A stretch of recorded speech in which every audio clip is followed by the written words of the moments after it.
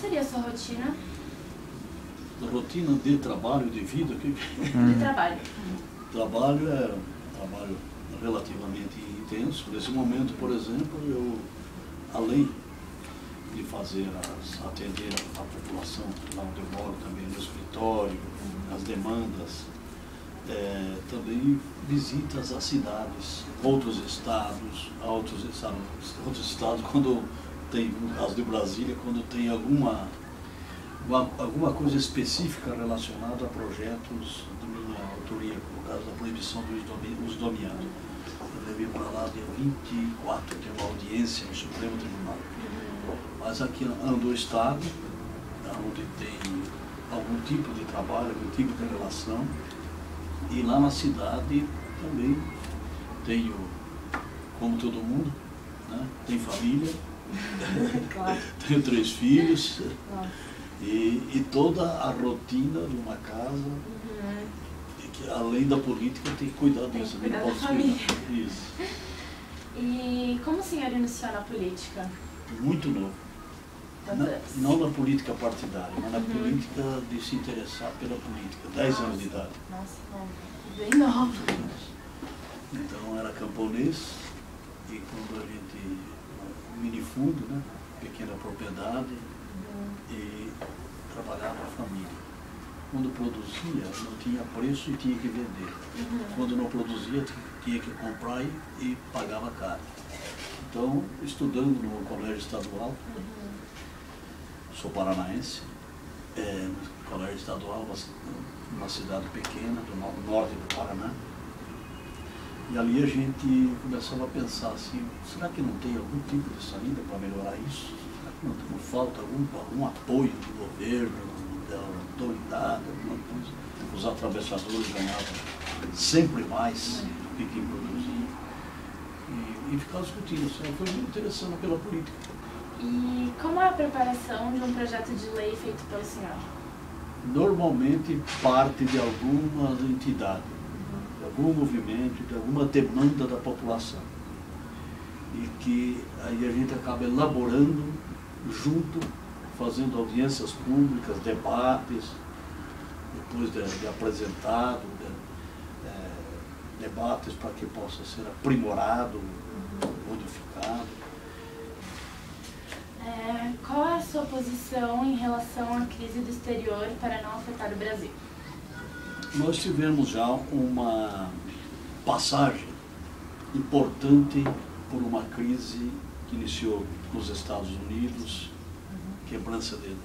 quebradeira de bancos, mercado imobiliário, uma série de coisas que foi tendo um desdobramento que afetou muito a Europa, Estados Unidos e o Japão, a Ásia, principalmente o Japão, os países que sofreram muito. E para cá veio um pouco também de consequências. Mas o governo brasileiro, na época, o presidente Lula, ele teve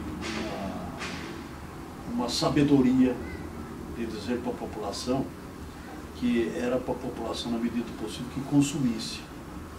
E ele reduziu alguns impostos onde gerava mais emprego, para que não houvesse demissões em fábrica, essas coisas.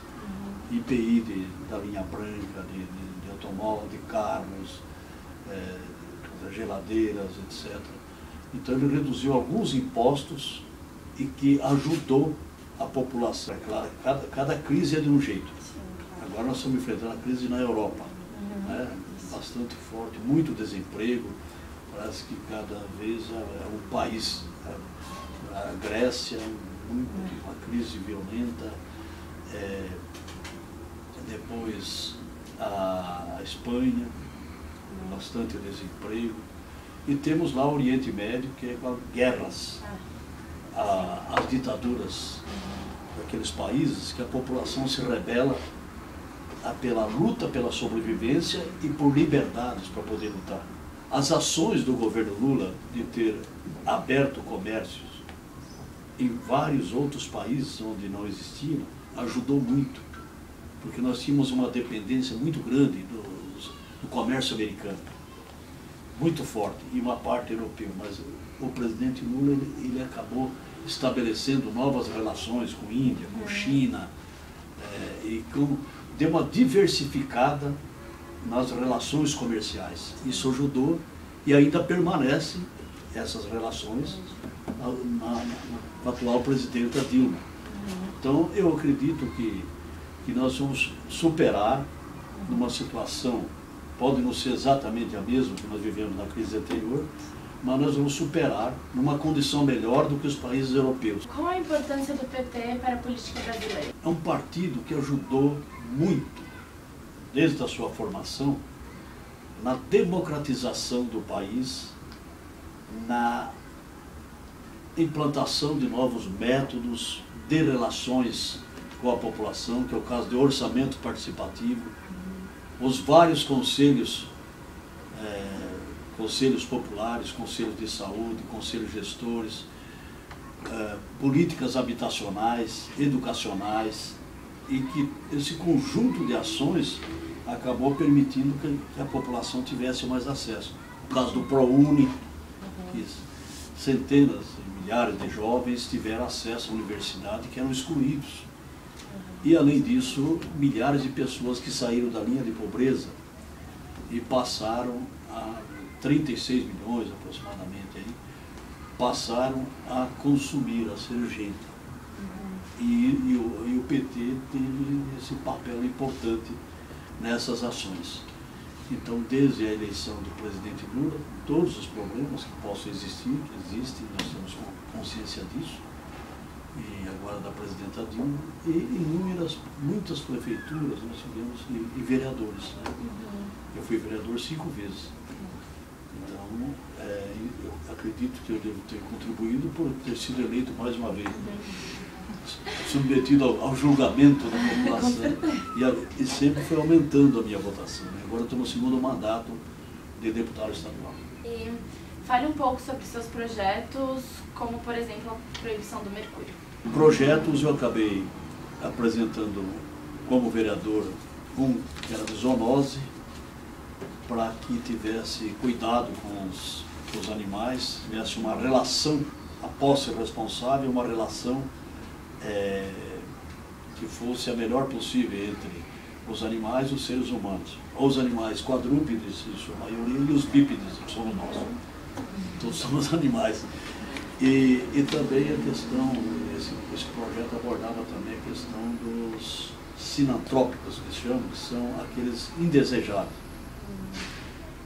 A dengue, os pernilongos, carrapatos, essas coisas também. Como enfrentar esse universo aí que nós não desejamos muito. Então esse é um projeto que depois tinha sido vetado pelo prefeito de plantão, e depois eu pedi para o prefeito que sucedeu, que era do mesmo partido mesmo, apresentasse, foi aprovado. Teve um outro de agricultura urbana, para que nós tínhamos muitos problemas lá em Osasco, onde é a cidade, muitos problemas de terrenos abandonados, onde viram depósito de lixos, ratos, animais mortos, e muita reclamação da população que vive no entorno. Muitas vezes aqueles terrenos para especulação imobiliária, não tem nenhuma finalidade social. Então nós acabamos pensando como ajudar a resolver isso. Aí foi quando nós apresentamos esse projeto de agricultura urbana. Eu falava no período projetos quando eu era vereador.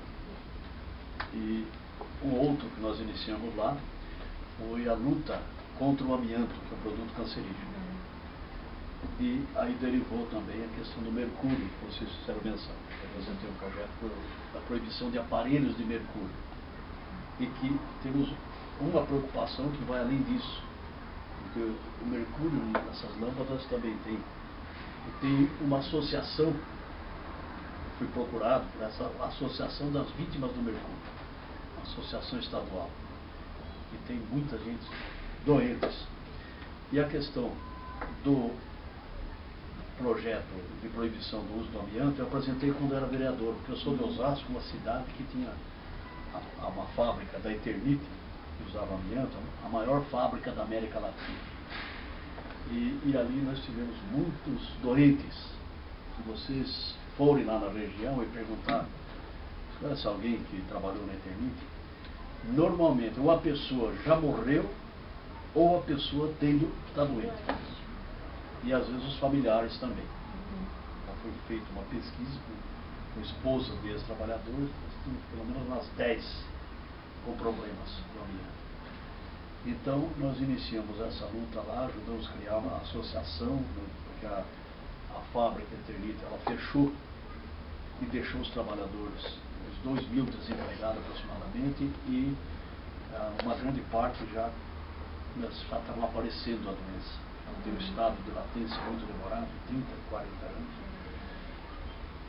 E tinha começado a aparecer. E ela mudou de lá, pura e simplesmente por um interesse comercial. Ganhar mais dinheiro em outro lugar. Diversificar. Tal. E foi embora e deixou os trabalhadores doentes. Estabelecer fábrica em outros lugares, etc. Então nós, a pedido depois das vítimas do amianto, eu ia registrando na Câmara, cada um que morria, como o lobby é muito forte da indústria, o poder econômico, eles faziam muito lobby lá na cidade. Você imagina uma fábrica que ficou uns 35 anos lá. A quantidade de amianto que tem nas casas, telhado, caixas d'água, tubos, uma quantidade enorme. E o poder que exercia, de domínio, interferência do poder público numa empresa como essa. Dá para ter uma ideia. Então o lobby era grande, nós fomos tentando, até que depois da terceira vez nós realizamos um encontro mundial com 39 países, lá no Teatro Municipal, e aí o prefeito de plantão mandou uma mensagem quando estava sendo realizado esse congresso, dizendo que ele ia mandar um projeto para proibir os do amianto lá. Depois, a partir de 2000, acabou virando lei e hoje lá é proibido também. Aí assumi um compromisso com as vítimas do amianto, a associação, de que se eu fosse eleito deputado, chegou a eleição, ia disputar a eleição. Se eu fosse eleito deputado, o primeiro projeto que eu apresentaria era esse: a proibição do uso do amianto a nível estadual.